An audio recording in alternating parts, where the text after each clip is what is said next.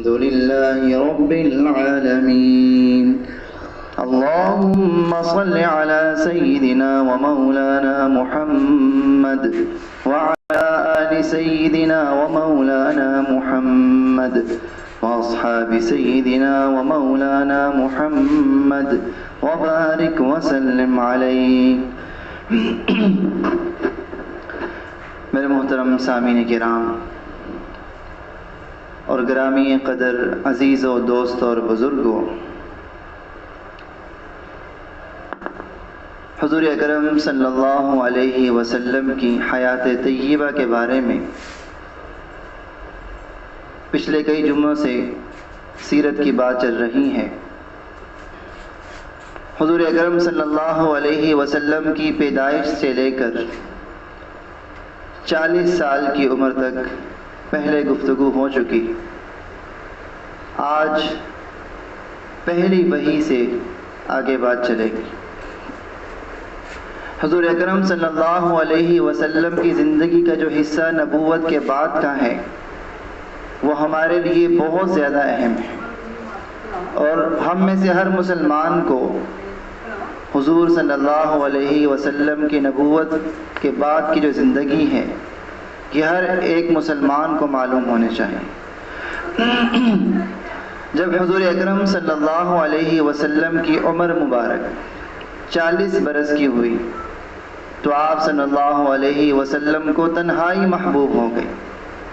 آپ صلی اللہ علیہ وسلم گھر سے توشہ لے کر غار حرا میں تشریف لے جاتے اور کئی دن بعد واپس آتے. جب توشہ ختم ہوتا پھر گھر تشریف لاتے. حضرت خدیجہ رضی اللہ تعالی عنہ اور توشہ دے دیتی، پھر غار حرا میں تشریف لے جاتے اور کئی دن پھر وہیں گزارتے. کیونکہ مکہ میں بت پرستی تھی، سود تھا، غلط رسم و رواج عام تھی، اور حضور اکرم صلی اللہ علیہ وسلم کو ایسے ماحول میں زندگی گزارنا پسند نہ تھا. اسی دوران ایک مرتبہ حضور اکرم صلی اللہ علیہ وسلم غار حرا میں مصروف عبادت تھے کہ فرشتہ آیا اور اس نے آ کر کہا اقرا، پڑھو.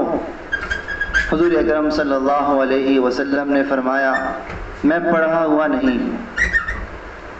فرشتے نے دوبارہ حضور اکرم صلی اللہ علیہ وسلم کو پکڑ کر ذرا دبایا، پھر کہا اقرا، پڑھو. حضور اکرم صلی اللہ علیہ وسلم نے فرمایا میں پڑھا ہوا نہیں. تیسری مرتبہ پھر فرشتے نے حضور اکرم صلی اللہ علیہ وسلم کو دبایا اور پھر کہا اقرا بسم ربک الذی خلق، پڑھو اپنے رب کے نام سے جس نے پیدا کیا. خلق الانسان من علق، جس نے انسان کو پیدا کیا جمے ہوئے خون سے. اقرا وربک الاکرم، پڑھو اپنے رب کے نام سے جو بڑا کریم ہے. علم الانسان ما لم يعلم الذي علم بالقلم، جس نے سکھایا قلم سے، جس نے سکھایا انسان کو وہ جو وہ نہیں جانتا تھا. سورہ علق کی یہ پہلی 5 آیات نازل ہوئیں. حضور اکرم صلی اللہ علیہ وسلم کچھ گھبرا گئے، جلدی سے گھر تشریف لائے. کپ کپی تاری تھی. جب گھر تشریف لائے تو آ کر فرمانے لگے زملونی زملونی، مجھے چادر دو، مجھے چادر دو. حضور اکرم صلی اللہ علیہ وسلم کو چادر اڑائی اور کچھ دیر تک یہی کیفیت رہی. جب حضور اکرم صلی اللہ علیہ وسلم کی طبیعت کچھ سنبھلی تو پھر حضرت خدیجہ رضی اللہ تعالی عنہا کو اپنا سارا واقعہ بیان کیا. حضرت خدیجہ رضی اللہ تعالی عنہا کو فرمانے لگے کہ مجھے تو اپنی جان کا ڈر لگتا ہے، کیونکہ یہ ایسا واقعہ تھا کہ عام انسان کے لیے یہ برداشت کرنا ممکن نہیں تھا. یہ بہت مشکل کیفیت تھی. اس لیے حضور صلی اللہ علیہ وسلم نے جب فرمایا تو حضرت خدیجہ رضی اللہ تعالی عنہا نے حضور اکرم صلی اللہ علیہ وسلم کو تسلی دیتے ہوئے فرمایا کہ اللہ آپ کو بالکل رسوا نہیں کرے گا. آپ تو غریبوں کا بوجھ اٹھاتے ہیں، آپ تو مہمان نواز ہیں، آپ تو تنگ دستوں کا سہارا بنتے ہیں، آپ تو بے آسراؤں کا آسرا بنتے ہیں. اللہ کبھی بھی آپ کو رسوا نہیں کرے گا. پھر حضرت خدیجہ رضی اللہ تعالی عنہ حضور اکرم صلی اللہ علیہ وسلم کو اپنے چچا زاد بھائی ورقہ بن نوفل کے پاس لے گئے۔ ورقہ بن نوفل وہ اس وقت عیسائی عالم تھے، اور یہاں ہمیں یہ بات بھی یاد رکھنی چاہیے کہ جو مذہب ہوتا ہے، جس طرح ہمارا مذہب اسلام ہے، اسلام ہمیں ملا حضور صلی اللہ علیہ وسلم کی برکت سے، یعنی حضور اکرم صلی اللہ علیہ وسلم کی نبوت کے بعد اسلام دین حق بن گیا۔ اسلام سے پہلے یعنی حضور اکرم صلی اللہ علیہ وسلم کو نبوت ملنے سے پہلے جو دین حق تھا وہ عیسائیت تھا۔ تو ورقہ بن نوفل اس وقت کے ایک نیک عالم تھے، تو حضرت خدیجہ رضی اللہ تعالی عنہ ان کے پاس لے گئی۔ جب ورقہ بن نوفل نے سارا واقعہ سنا تو وہ حضور اکرم صلی اللہ علیہ وسلم کو مبارکباد دینے لگے اور کہنے لگے کہ آپ ثابت قدم ہو جائیے، آپ کے پاس وہی ناموس، وہی پیغام آیا ہے جو حضرت موسیٰ علیہ السلام کے پاس آیا تھا۔ اور پھر کہنے لگے کہ آپ تیار ہو جائیے، آپ ثابت قدم رہیں، کیونکہ آپ کی قوم اب آپ کو نکال دے گی۔ حضور اکرم صلی اللہ علیہ وسلم نے بڑا حیران ہو کے پوچھا کہ میری قوم مجھ کو کیوں نکالے گی؟ تو وہ کہنے لگے کہ جب بھی کسی کے پاس یہ ناموس آیا، یعنی جب بھی کسی پیغمبر، کسی انسان کو اللہ نے پیغمبر بنایا تو ان کی قوم نے ان سے مخالفت ضرور کی۔ اور پھر کہنے لگے کہ اگر اس وقت تک میں زندہ رہا تو میں آپ کی زبردست مدد کروں گا۔ لیکن ورقہ بن نوفل کی اس ٹائم حالت یہ تھی کہ وہ بہت بوڑھے ہو چکے تھے اور نابینا بھی تھے، لیکن ان کا عزم یہ تھا کہ اگر حضور اکرم صلی اللہ علیہ وسلم کے ساتھ ایسا واقعہ پیش آتا ہے تو میں حضور صلی اللہ علیہ وسلم پر ایمان بھی لاؤں گا اور آپ کی مدد بھی کروں گا۔ بہرحال حضور اکرم صلی اللہ علیہ وسلم واپس تشریف لے آئے، لیکن یہ ایسا واقعہ تھا کہ جس کو برداشت کرنا بہت مشکل تھا۔ حضور اکرم صلی اللہ علیہ وسلم پریشان رہنے لگے اور یہ جو واقعہ اپنے ساتھ ہوا تھا اسی کے بارے میں سوچتے رہتے۔ ایک دن حضور اکرم صلی اللہ علیہ وسلم یہی سوچتے سوچتے گھر سے تشریف لے گئے اور چلے جا رہے تھے کہ اچانک پہاڑ کی چوٹی پر پہنچ گئے۔ اگر اگلا پاؤں رکھتے تو گر سکتے تھے۔ جیسے ہی پاؤں اٹھانے لگے تو آسمان سے آواز آئی، اے محمد صلی اللہ علیہ وسلم، تم اللہ کے رسول ہو اور میں جبرائیل ہوں۔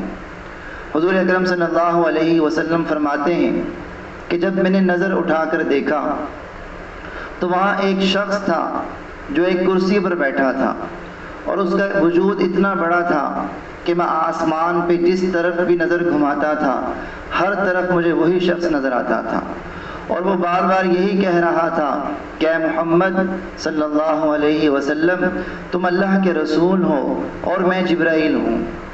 حضور اکرم صلی اللہ علیہ وسلم فرماتے ہیں جب میں نے یہ دیکھا تو اس کیفیت میں اتنا مشغول ہو گیا کہ مجھے وقت کا پتہ ہی نہیں لگا۔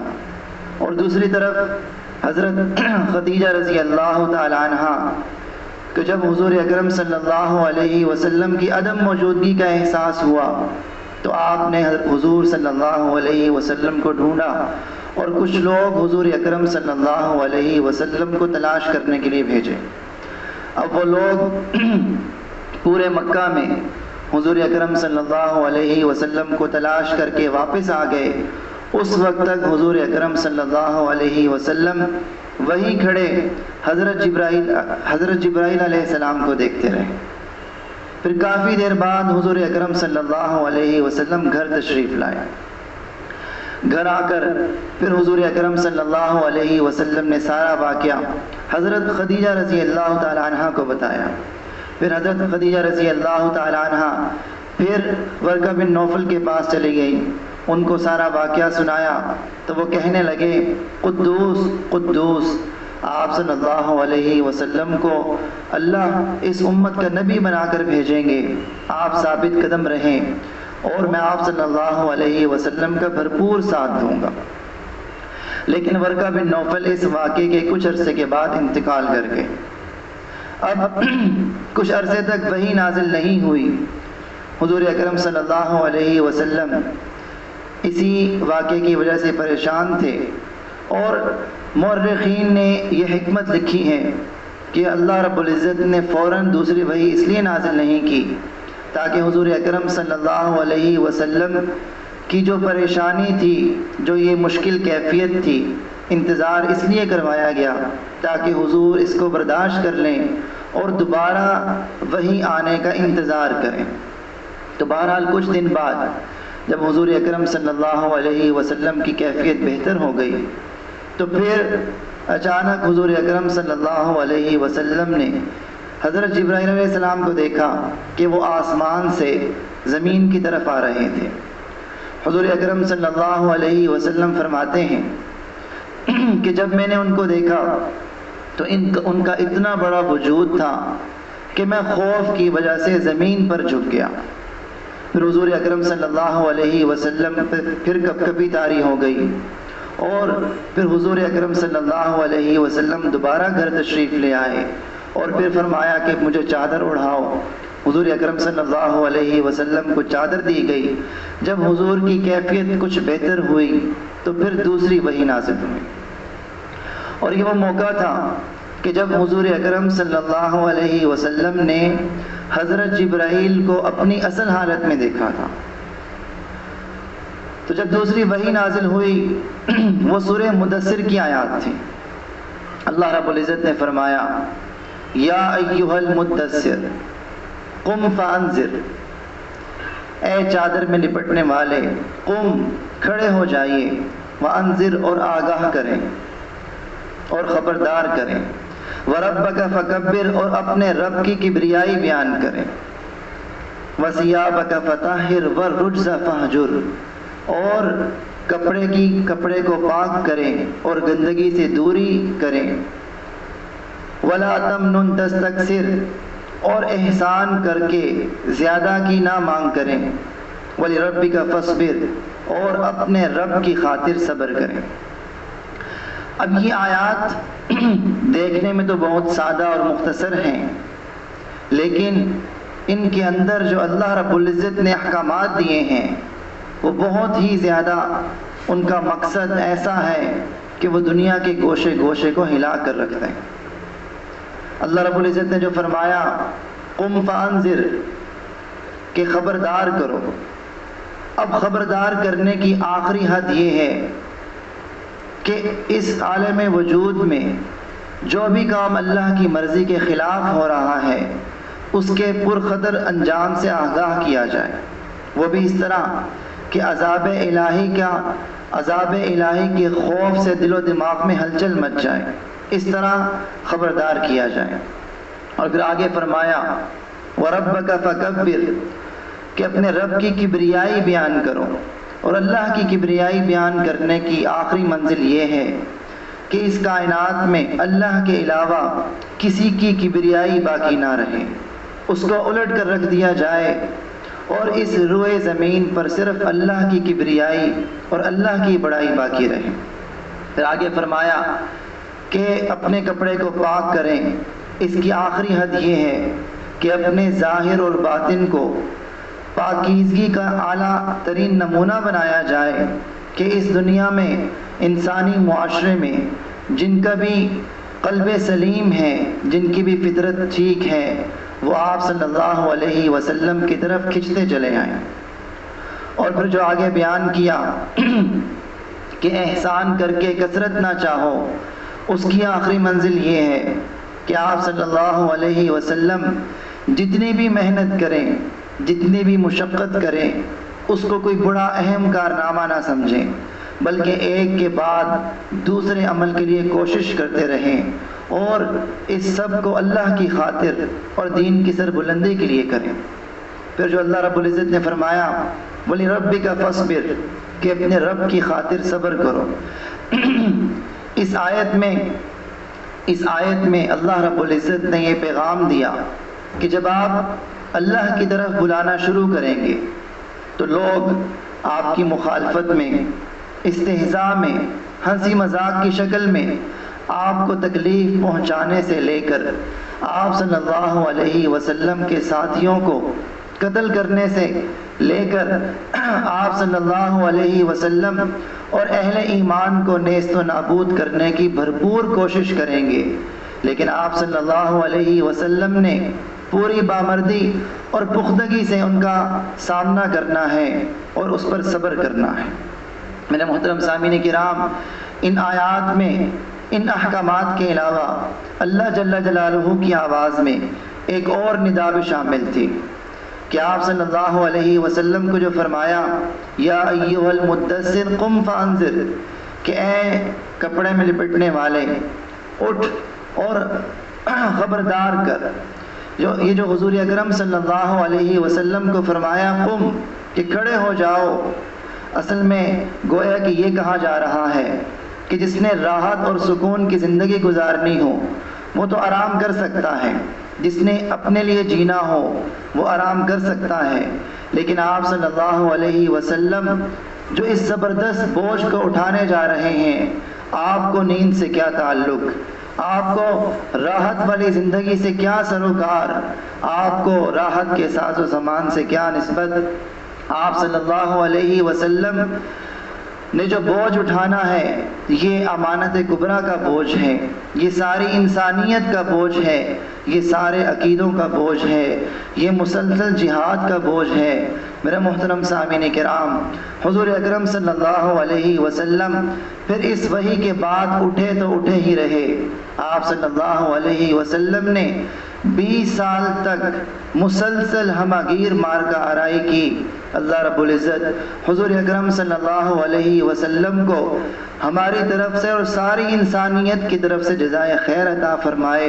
سلام اس پر کہ جس نے بے کسوں کی دستگیری کی، سلام اس پر کہ جس نے بادشاہی میں فقیری کی، سلام اس پر کہ جس نے زخم کھا کے پھول برسائے، سلام اس پر کہ جس کی ذات فخر آدمیت ہے، سلام اس پر کہ اسرار محبت جس نے سکھلائے، سلام اس پر کہ جس کے گھر میں چاندی تھی نہ سونا تھا، سلام اس پر کہ ٹوٹا بوریا جس کا بچھونا تھا، سلام اس پر کہ جس نے بادشاہی میں فقیری کی۔